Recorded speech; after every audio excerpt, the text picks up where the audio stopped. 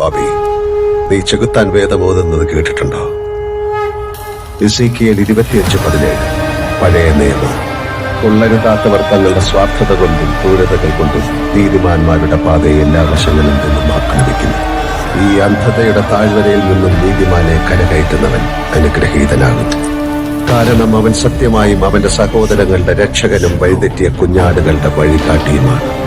അതിനാൽ എന്റെ സഹോദരങ്ങളെ വിഷം കുത്തി നശിപ്പിക്കാൻ തുനിയുന്നവർ ആരായാലും അവരുടെ മേൽ അശനിപാതം പോലെ ഞാൻ പ്രഹരമേൽപ്പിക്കും. എന്റെ പകയിൽ നീറി ഒടുങ്ങുമ്പോൾ അവരറിയും ഞാൻ അവരുടെ ഒരേ ഒരു രാജാവായിരുന്നു. ഒരേ ഒരു രാജാവ്. നന്മയും തിന്മയും തമ്മിലുള്ള യുദ്ധമാണ് രാഷ്ട്രീയം എന്നതാണ് നമ്മൾ ഈ ജനങ്ങൾക്ക് സൗജന്യമായി വിറ്റ ഏറ്റവും വലിയ കള്ളം. യുദ്ധം നന്മയും തിന്മയും തമ്മിലല്ല, തിന്മയും തിന്മയും തമ്മിലാണ്. ഒരു മര്യാദ വേണ്ടി. പണ്ടത്തെ ആ റെയിൽപാളം, വീട്, സ്കൂള്, എതിരെ വരുന്ന തീവണ്ടി, കൈമുട്ടുകൊണ്ടൊരു തട്ടും ഒരു തള്ളും. സാറിന്റെ ആ പഴയ ഫാമിലി ട്രിക്ക് എന്റെ അടുത്തെടുക്കാൻ തോന്നുവാണെങ്കിൽ ഒന്ന് പറഞ്ഞിട്ട് കേട്ടോ.